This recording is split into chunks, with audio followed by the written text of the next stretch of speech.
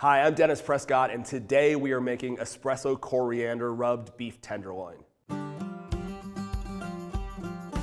So we have got a full tenderloin here, as you can see. It's big and it needs to be broken down. It has been wet aging in this bag. It helps to just create a more tender cut of meat. We're gonna lose the bag first and foremost. And basically you wanna take this out. This bag is gonna go right in the bin, and then we're gonna clean up our area with paper towels just so we can work with the cleanest surface possible.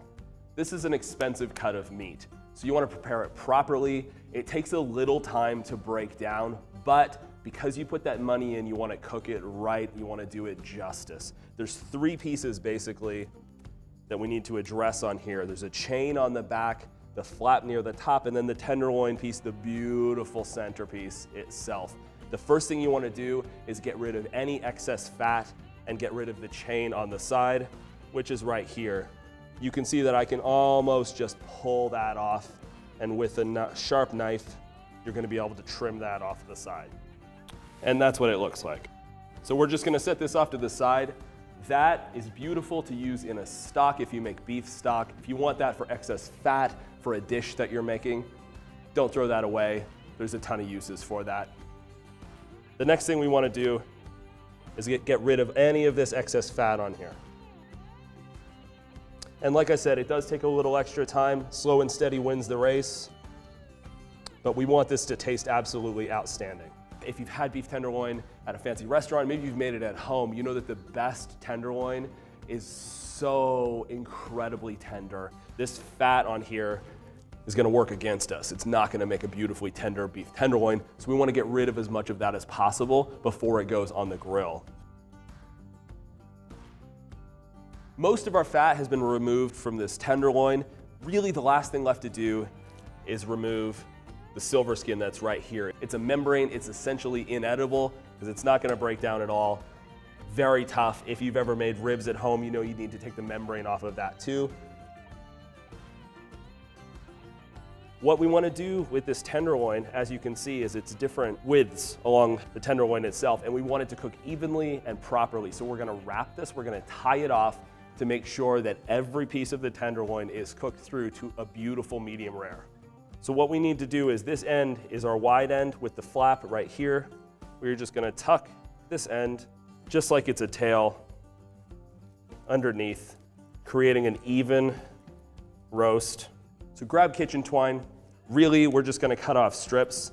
And there is so many different ways to do this, whatever you're comfortable with. This way, we're just gonna go in about 2 inches and tie it like you're tying a shoe. Once you got this all tied off, any of the ends, just give them a nice little snip. That's gonna make your life a lot easier when the roast is all done. We've got this all beautifully tied off. The biggest thing to remember about beef as well is you always want it to be at room temperature when you cook it. When beef hits high heat, it seizes up. And if it's not at room temperature, then the inside is not gonna cook properly to temperature. The outside might cook too much, it might be too crispy, too charred, and the inside is a little raw. Honestly, you need at least an hour at room temperature before you cook something like this. That is gonna help ensure that this piece of meat that you paid so much of your hard-earned money for cooks the way that you want it to when it's done. Your friends and family are gonna love you for it, and it takes no extra time. Put it on a plate, on the counter, let it warm up. So we're gonna let this set, because right now it's a little cool. We're gonna put this to the side. We're gonna let this come to room temperature. So while our steak is coming to room temperature, we have time to make a spice rub. Today, we're gonna make a coffee coriander spice rub.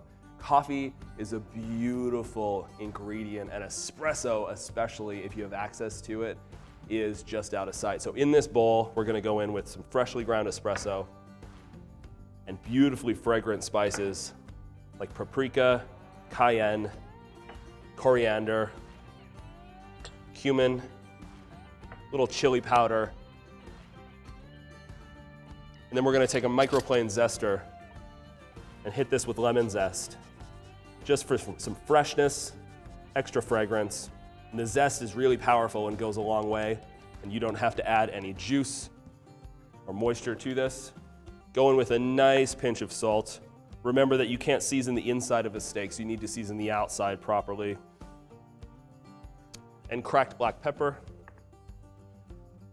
And brown sugar, espresso, chili. You get a beautiful balance of sweet, a little heat, some savory in there. All of it works together in a beautiful marriage that is gonna complement this tenderloin so well. And just give this a mix. This is beautiful on any cut of steak, but you can also use this in ground beef. You could use this on pork. It's just delicious. So our tenderloin, our roast, has been coming up to temperature, and we are ready to go. So the first thing I did is I preheated my Traeger grill to 425 degrees Fahrenheit. That is smoking and ready to go. So we're gonna move on to the last step before we actually cook this piece of meat, which is rubbing it in the spice rub.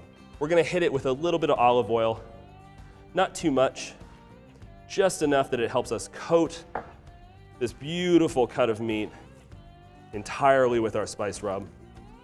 And then we're gonna add the spice rub to it.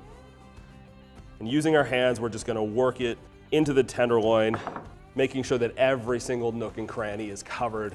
Our steak is ready to go. I cannot wait. So, grill is preheated. We are looking for an internal temperature of 130 degrees. When it reaches that, we're gonna pull it off the grill. Probably gonna take about 45 to 50 minutes, but we're gonna keep an eye on it.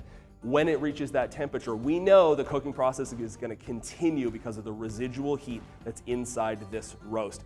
And we're looking for a prime temperature of 135. That is gonna create the most beautiful, medium rare tenderloin you've ever had in your entire life. So, with that being said, let's transfer this to the grill. As soon as that roast hit the grill, you can start to smell those beautifully fragrant spices. This is gonna taste incredible. We have cherry pellets in here today. That's my preference. Cherry works really well with beef. If you don't have access to cherry, something like mesquite or hickory are great options as well. This is gonna be on here, like I said, probably about 45 to 50 minutes. We're gonna check it then. If the temperature is right, then we're good to go.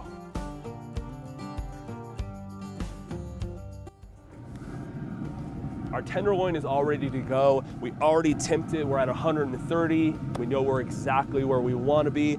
Obviously, you can see it shrunk a little bit. That's just what happens to meat when it cooks and hits high heat. Next process, we're gonna pull this off. We're gonna let it rest, and then we're gonna slice it open.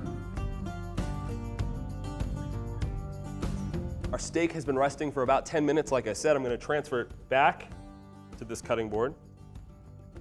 The only other thing I want to do is take some kitchen shears, scissors. We're going to get rid of these ties on here. You definitely don't want anyone biting into some kitchen twine. Twine has been removed, steak has been rested. I literally can't wait to cut into this. So I am going to cut this open now. We're going to go in nice portions, about 3/4 of an inch or so. And your friends and family are absolutely going to love you forever for making this steak recipe for them. Once your steak's all cut, just grab your trusty serving board, and we are gonna transfer this steak onto that. This is a celebration kind of meal. This kind of steak is gonna go beautifully with potatoes, with roasted vegetables. Really, everything is gonna work any time of the year, and just mix it up seasonally. Whatever vegetable is in season, that's gonna go great with this recipe. And then the only thing left to do at the end is hit this steak with a little bit of finishing salt, and you're ready to serve. For this and many more recipes, head to traegergrills.com/recipes or download the app.